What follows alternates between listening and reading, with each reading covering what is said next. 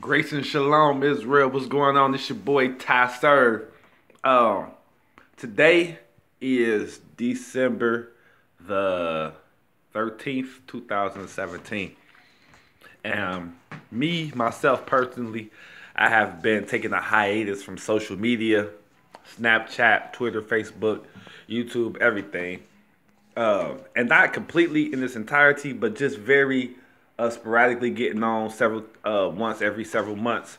Really, because in 2017, I wanted to just step back and observe everything that I seen going on in the Christian church, everything I seen going on in this nation, everything I seen going on concerning Israel. Period. And so for the people who know me in Cincinnati, shouts out to Cincinnati, the city where I have been given dominion to rule and reign at, where I'm supposed to occupy for the Most High until He return. The people who know me, they know that I work tirelessly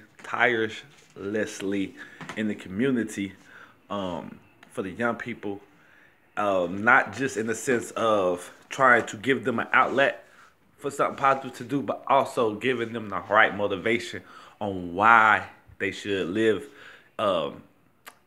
positive lives, godly lives, righteous lives concerning the Most High. So I've been sitting back, I've been chilling, I've been watching, observing. In 2017, I've been quiet. Probably released like 1, 2 songs all year. I've done one show all year.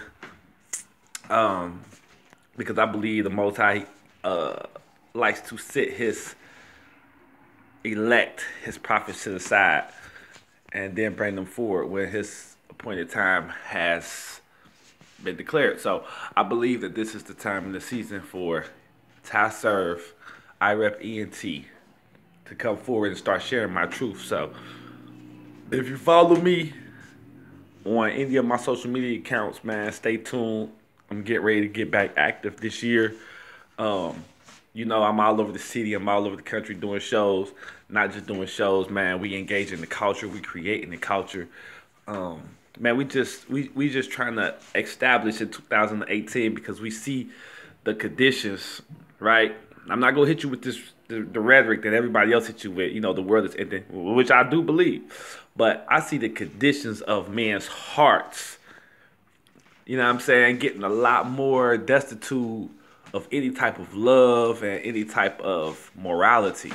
And I look back through history and I seen that when men begin to demonstrate this type of character, these type of attributes in society, the ones who normally get the most of the weight of these ill feelings, of this darkness, is normally the ones who the Most High have put in the land to be His light, which is His Jews, Judah, Yahudah, Israel, African American blacks, the ones who came over here through the transatlantic slave trade. Our ancestors were the ones who were the original Israelites. That country that touched Egypt, that country that's a part of Africa, but they call it the Middle East.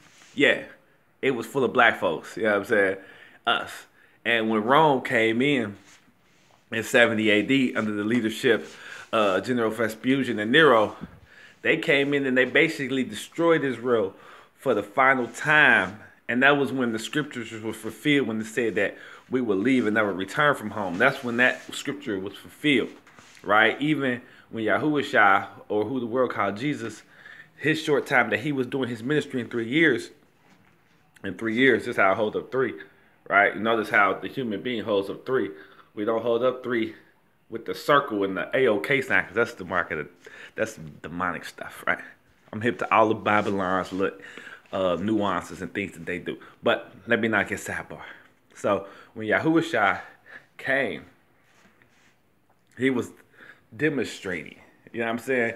He was demonstrating how we, the ones who are named after him or who were called Israel, Yahuah, Yahushua, we all bear his name.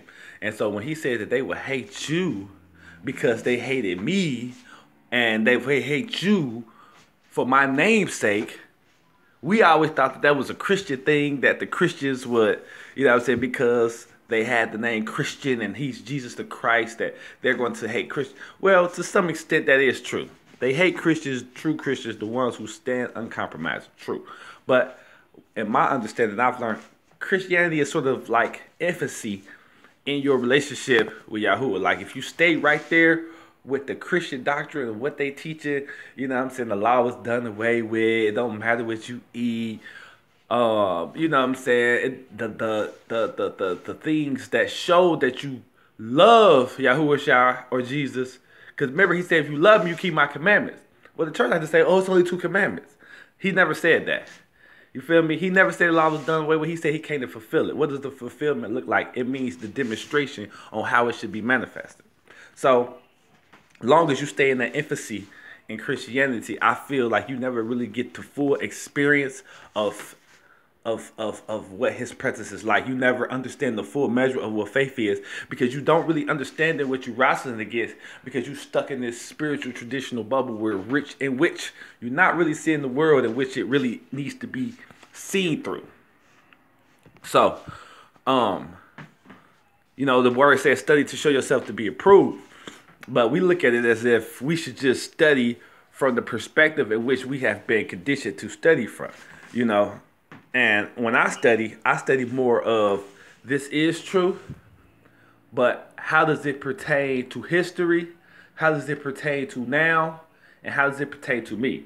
When I look at the scriptures through that way, it sort of like took this chain I had on my mind when I was only thinking that his word was concerning Christians. You feel me? But I know it's not concerning Christians. It concerns, first of all, Israel. Those who he set aside to be the light to the world so that they may know that he exists. And number 2, for anyone in the world who sees Israel's light through Yahuwah Shah and through his followers, and they decide to come on board and be a part of Yah's kingdom. So this is the final trumpet. This is the Great Awakening. Don't be confused with how diluted certain truthers or certain people who say that they have the truth. They may exalt one principle. You know what I'm saying? They may exalt like, oh, Jesus is not white, or we need to have love, or, you know what I'm saying, or we need to keep the law. But then they try to minimize other things that's equally as important.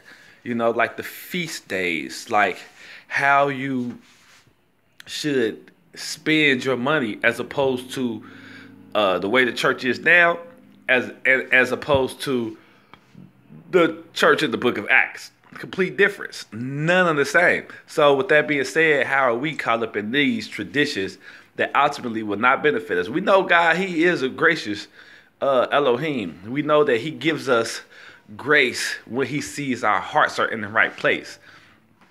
But in this 2018, we're going to have to make some decisions. It's going to have to be more about what you understand as opposed to you just being comfortable doing things this way and it's work for you. Okay, he's challenging us in 2018. The world is getting ready to get a whole lot dark. I'm telling you, we're going to be in a position where we're not going to be able to go into no churches. You're not going to be able to go into no supermarkets. You're not going to be able to go to school because the world's going to be so chaotic. And the Most High has raised up his witnesses at this day and time to let us know that if we don't come together, unify, and bring our efforts together, we're going to be real sick. We're going to be real sick. Hebrews, Israelites, Blacks, African Americans. We're going to be real sick because we have no infrastructure, no community, no resources. Number one spending power in the world, but nothing that we could tangibly say, go there, go there. So this is the season that we got to get it done. Watchman Report, man. It's your boy, TY-Serv, iRep ENT. Make sure you subscribe to my YouTube channel. Please, this is the Great Awakening. What we're doing here is way much more than music. It's bigger than religion. This is about making sure that your children understands first why they are put here on earth, what the Most High requires from them, and what it is that they need to do so that they may enter into eternity or into the kingdom of Yah. So, let's do it, man. Support me. Follow me on Twitter. Follow my SoundCloud, Reverb Nation.